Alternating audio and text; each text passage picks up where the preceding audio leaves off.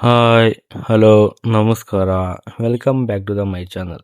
ನೀವೇನಾದರೂ ಮೊದಲನೇದಾಗಿ ನನ್ನ ಚಾನಲ್ನ ನೋಡ್ತಾ ಇದ್ದರೆ ಸಬ್ಸ್ಕ್ರೈಬ್ ಮಾಡ್ಕೊಳ್ಳಿ, ಲೈಕ್ ಮಾಡಿ, ಕಮೆಂಟ್ ಮಾಡಿ, ಹಾಗೆ ಶೇರ್ ಮಾಡ್ತಾ ಹೋಗಿ.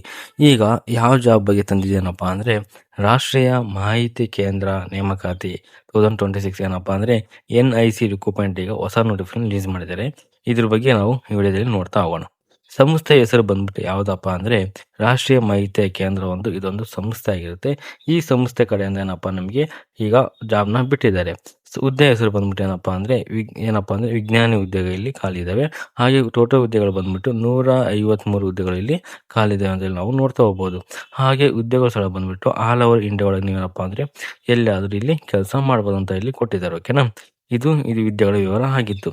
ಹಾಗೆ ಈ ಜಾಬಿಗೆ ನಾವು ಅಪ್ಲೈ ಮಾಡ್ಬೇಕಪ್ಪ ಅಂದರೆ ಏನೇನು ಎಜುಕೇಷನ್ ಕ್ವಾಲಿಫಿಕೇಷನ್ ಆಗಿರ್ಬೇಕಪ್ಪ ಅಂದರೆ ಮೊದಲನೇ ಬಂದ್ಬಿಟ್ಟು ಏನಪ್ಪ ನಿಮ್ಮದು ಇಲ್ಲ ಬಿ.ಟೆಕ್ ಆಗಿರ್ಬೇಕು. ನೀವೇನು ಇಂಜಿನಿಯರಿಂಗ್ ಮಾಡಿದರೆ ಆಮೇಲೆ ಬಿ.ಟೆಕ್ ಮಾಡಿದರೆ ಇಂಜಿನಿಯರ್ ಬಿ.ಟೆಕ್ ಎರಡು ಒಂದೇ. ಏನಪ್ಪ ನೀವು ಮಾಡಿದರೆ ನೀವು ಇದನ್ನ ಅರ್ಜಿಯನ್ನು ಹಾಕ್ಬೋದು. ಆದರೆ ಅದಿಲ್ಲಪ್ಪ ಅಂದರೆ ಸ್ನಾತಕೋತ್ತರ ಪದವಿ ಏನೋ ಮಾಡಿದರೆ ಕೂಡ ಇದನ್ನ ನೀವು ಈ ಜಾಬಿಗೆ ಅಪ್ಲೈ ಮಾಡೋಕ್ಕೆ ಎಲಿಜಿಬಲ್ ಇರ್ತೀರ. ಓಕೆನಾ, ಅದಾದಮೇಲೆ ವಯೋಮಿತಿ ಎಷ್ಟಿರಬೇಕು ಈ ಜಾಬಿಗೆ ಅಪ್ಲೈ ಮಾಡೋಕ್ಕಪ್ಪ ಅಂದರೆ ಗರಿಷ್ಠ ಏನಪ್ಪ ನಿಮಗೆ 40 ವರ್ಷ ಆಗಿರ್ಬೇಕು. ಓಕೆನಾ, 40 ವರ್ಷದ ಒಳಗಿದ್ದರೆಲ್ಲ ಕೂಡ ಈ ಜಾಬಿಗೆ ನೀವು ಅಪ್ಲೈ ಮಾಡ್ಬೋದು.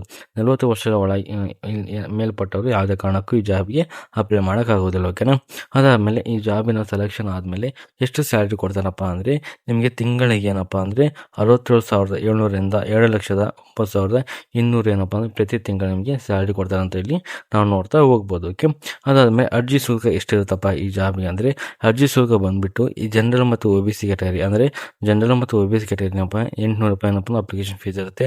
ಹಾಗೆ SC ST ಮಹಿಳೆಯರು ಮತ್ತು PW ಕ್ಯಾಂಡಿಡೇಟ್ ಏನಪ್ಪ ಅಂದರೆ ಯಾವುದೇ ಥರ ನಮಗೆ ಅಪ್ಲಿಕೇಶನ್ ಫೀಸ್ ಇರೋದಿಲ್ಲ. ಏನಪ್ಪ ಅಂದರೆ ನೀವು ಫ್ರೀಯಾಗಿ ಈ ಜಾಬಿನ ಅಪ್ಲೈ ಮಾಡ್ಬೋದು. ಓಕೆನಾ, ನೀವು SC ST ಕ್ಯಾಟಗರಿ ಇದ್ದರೆ ಆರಾಮಾಗಿ ಅಪ್ಲೈ ಮಾಡ್ಬೋದು.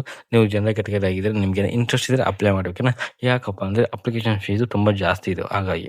ಅದಾದಮೇಲೆ ಸೆಲೆಕ್ಷನ್ ಪ್ರೊಸೆಸ್ ಯಾವ ಥರ ಇರುತ್ತಪ್ಪ ಅಂದರೆ ನೀವು ಅಪ್ಲಿಕೇಶನ್ ಆದಮೇಲೆ ಏನಪ್ಪ ಅಂದರೆ ನಿಮಗೆ ಮೊದಲು ಆನ್ಲೈನ್ ಪರೀಕ್ಷೆ ಕಂಡಕ್ಟ್ ಮಾಡ್ತಾರೆ. ಓಕೆನಾ, ಏನಪ್ಪ ನಿಮಗೆ CBT ಅಂದರೆ ಕಂಪ್ಯೂಟರ್ ಬೇಸ್ಡ್ ಟೆಸ್ಟ್ನ ಇಲ್ಲಿ ಕಂಡಕ್ಟ್ ಮಾಡ್ತಾರೆ. ಇದರಲ್ಲಿ ಪಾಸ್ ಆದಮೇಲೆ ಏನಪ್ಪ ನೆಕ್ಸ್ಟು ನಿಮಗೆ ಸ್ಕ್ರೀನಿಂಗ್ ಕಂಡಕ್ಟ್ ಮಾಡ್ತಾರೆ. ಓಕೆನಾ, ಸ್ಕ್ರೀನಿಂಗ್ ಒಳಗೂ ಪಾಸ್ ಆದಮೇಲೆ ಏನಪ್ಪ ಅಂದರೆ ನಿಮಗೆ ನೆಕ್ಸ್ಟ್ ಥರ್ಡ್ ಸ್ಟೆಪ್ ಒಳಗೆ ಏನಪ್ಪ ಅಂದರೆ ಡಾಕ್ಯುಮೆಂಟ್ ಏನಪ್ಪ ಅಂದರೆ ವೆರಿಫಿಕೇಷನ್ ಮಾಡ್ತಾರೆ. ಅದರಲ್ಲಿ ಡಾಕ್ಯುಮೆಂಟೇಷನ್ ಪಾಸ್ ಆದರೂ ಕೂಡ ಅದಾದ್ಮೇಲೆ ಏನಪ್ಪ ಅಂದರೆ ನಿಮಗೆ ಲಾಸ್ಟ್ ಸ್ಟೆಪ್ ಏನಪ್ಪ ಅಂದರೆ ಇಂಟರ್ವ್ಯೂ ಕಂಡಕ್ಟ್ ಮಾಡ್ತಾರೆ. ಓಕೆನಾ, ನೀವೇನಾದರೂ ಇಂಟರ್ವ್ಯೂ ಒಳಗೂ ಪಾಸ್ ಆದರೆ ನೀವು ಟೋಟಲ್ ಆಗಿ 4 ಸ್ಟೆಪ್ಪಲ್ಲಿ ಏನಪ್ಪ ನೀವೇನು ಪಾಸ್ ಆದರೆ ಈ ಜಾಬಿಗೆ ನೀವು ಅಪ್ಲೈ ಮಾಡೋಕ್ಕೆ ಏನಪ್ಪ ಅಂದರೆ ಎಲಿಜಿಬಲ್ ಇರ್ತೀರ. ಈ ಜಾಬಿಗೆ ನಿಮಗೆ ಕರ್ಕೊತ ಹೋಗ್ತಾರೆ. ಓಕೆನಾ, ಇದಿಷ್ಟು ಏನಪ್ಪ ಅಂದರೆ ಸೆಲೆಕ್ಷನ್ ಪ್ರೊಸೆಸ್ ಆಗಿತ್ತು. ಹಾಗಾದರೆ ಇದನ್ನ ಅಪ್ಲಿಕೇಶನ್ ಯಾವಾಗ ಸ್ಟಾರ್ಟ್ ಆಗುತ್ತಪ್ಪ ಅಂದರೆ ಅಪ್ಲಿಕೇಶನ್ ಸ್ಟಾರ್ಟ್ ಆಗೋದು ಯಾವಾಗಪ್ಪ ಅಂದರೆ ಆರಂಭ ದಿನಾಂಕ ಬಂದುಬಿಟ್ಟು 8/4/2026 ಅಂದರೆ ಏಪ್ರಿಲ್ 8ನೇ ತಾರೀಕು ಏನಪ್ಪ ಅಂದರೆ ಅಪ್ಲಿಕೇಶನ್ ಆಲ್ರೆಡಿ ಸ್ಟಾರ್ಟ್ ಆಗಿದೆ. ಹಾಗೆ ಕೊನೆಯ ದಿನಾಂಕ ಬಂದುಬಿಟ್ಟು 30/4/2026 ಅಂದರೆ ಇದೇ ಮಂತು 30ನೇ ತಾರೀಕು ನಿಮ್ಮದು ಕೊನೆಯ ದಿನಾಂಕ ಆಗಿರುತ್ತೆ. ಓಕೆನಾ, ನಿಮಗೆ ಏನಾದರೂ ಇಂಟ್ರೆಸ್ಟ್ ಇದ್ದರೆ ಬೇಗ ಅಪ್ಲೈ ಮಾಡಿ. ಓಕೆನಾ, ನಿಮಗೆ ಅಪ್ಲೈ ಮಾಡೋಕ್ಕೆ ಗೊತ್ತಿಲ್ಲ ನನ್ನ ಕಾಂಟ್ಯಾಕ್ಟ್ ಮಾಡಿ, ನಾನು ಯಾವ ಥರ ಅಪ್ಲೈ ಮಾಡೋಕ್ಕಂತಂದು ನಿಮಗೆ ತಿಳಿಸಿ ಕೊಡ್ತೀನಿ. ಓಕೆನಾ, ಇದಿಷ್ಟೇನಪ್ಪ ಅಂದರೆ ಏನಪ್ಪ ಅಪ್ಲಿಕೇಶನ್ ಕೊನೆಯ ದಿನಾಂಕ ಮತ್ತು ಸ್ಟಾರ್ಟ್ ಆಗೋ ದಿನಾಂಕವನ್ನು ಆಗಿತ್ತು. ಅದಾದಮೇಲೆ ಅಪ್ಲಿಕೇಶನ್ ಯಾವ ಥರ ಹಾಕಬೇಕಪ್ಪ ಈ ಜಾಬ್ಗೆ ಅಂದರೆ ನಾನು ಡಿಸ್ಕ್ರಿಪ್ಷನ್ ಬಾಕ್ಸಲ್ಲಿ ಏನಪ್ಪ ಅಂದರೆ ಒಂದು ಅಫಿಷಿಯಲ್ ವೆಬ್ಸೈಟ್ ಲಿಂಕ್ ಕೊಟ್ಟಿರ್ತೀನಿ. ಓಕೆನಾ, ಅದನ್ನು ಕ್ಲಿಕ್ ಮಾಡಿ. ಕ್ಲಿಕ್ ಮಾಡಾದ್ಮೇಲೆ ಏನಪ್ಪ ಅಂದರೆ ನಿಮಗೆ ಒಂದು ವೆಬ್ಸೈಟು ಓಪನ್ ಆಗುತ್ತೆ. ಓಕೆನಾ, ಒಂದು ವೆಬ್ಸೈಟ್ ಓಪನ್ ಆದಮೇಲೆ ಏನಪ್ಪ ಅಂದರೆ ಅಲ್ಲಿ ರಿಕ್ರೂಟ್ಮೆಂಟ್ ವಿಭಾಗಕ್ಕೆ ಹೋಗಬೇಕು. ನೀವು ಏನಪ್ಪ ರಿಕ್ರೂಟ್ಮೆಂಟ್ ಅಂತ ಇರುತ್ತೆ. ಓಕೆನಾ, ಅದ್ಮೇಲೆ ಕ್ಲಿಕ್ ಆದಮೇಲೆ ಏನಪ್ಪ ಅಂದರೆ ಅಲ್ಲಿ ನಿಮ್ದು ಏನಪ್ಪ ಅಂದರೆ ಈ ಜಾಬ್ಗೆ ಅಲ್ಲಿ ಇರುತ್ತೆ. ಓಕೆನಾ, ಅದನ್ನು ಕ್ಲಿಕ್ ಮಾಡಾದಮೇಲೆ ನೀವು ಫಸ್ಟ್ ರಿಜಿಸ್ಟರ್ ಆಗೋ ಕಾರಣ ನಿಮ್ಮದು ಫಸ್ಟ್ ರಿಜಿಸ್ಟರ್ ಆಗಲೇಬೇಕು. ನಿಮ್ಮದು ಫೋನ್ ನಂಬರು ಮತ್ತು ಇಮೇಲ್ ಮುಖಾಂತರ ರಿಜಿಸ್ಟರ್ ಆದಮೇಲೆ ನಿಮಗೆ ಲಾಗಿನ್ ಅಲ್ಲಿ ಬರುತ್ತೆ. ಓಕೆನಾ, ಆ ಲಾಗಿನ್ ಮುಖಾಂತರ ಏನಪ್ಪ ಲಾಗಿನ್ ಆಗಿ ನಿಮ್ದೆಲ್ಲ ಅಪ್ಲಿಕೇಶನ್ ಫಾರ್ಮ್ ಕಂಪ್ಲೀಟ್ ಆಗಿ ಅಲ್ಲಿ ಫಿಲ್ ಮಾಡ್ತಾ ಹೋಗ್ಬೇಕು. ಓಕೆನಾ, ನೀವೆಲ್ಲ ಫಿಲ್ ಮಾಡಾದ್ಮೇಲೆ ನಿಮಗೆ ಕೆಲವೊಂದು ಡಾಕ್ಯುಮೆಂಟ್ ಕೇಳುತ್ತೆ, ಇದನ್ನೆಲ್ಲ ಅಪ್ಲೋಡ್ ಮಾಡ್ಬೇಕಂತ. ಓಕೆನಾ, ಆ ಡಾಕ್ಯುಮೆಂಟ್ ಕೂಡ ಅಪ್ಲೋಡ್ ಮಾಡಬೇಕು.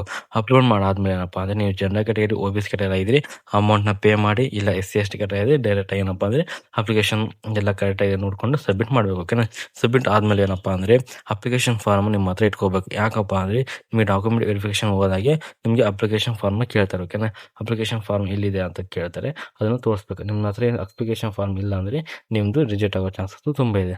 ಹಾಗಾಗಿ ಅದನ್ನ ನಿಮ್ಮ ಹತ್ರ ಇಟ್ಕೋಬೇಕು. ಓಕೆನಾ, ಇದಿಷ್ಟೇನಪ್ಪ ಅಂದರೆ ರಾಷ್ಟ್ರೀಯ ಮಾಹಿತಿ ಕೇಂದ್ರ ನೇಮಕಾತಿ ಬಗ್ಗೆ ಈ ವಿಡಿಯೋದಲ್ಲಿ ಕಂಪ್ಲೀಟ್ ಆಗಿ ನಿಮಗೆ ತಿಳಿಸಿಕೊಟ್ಟಿದ್ದೇನೆ.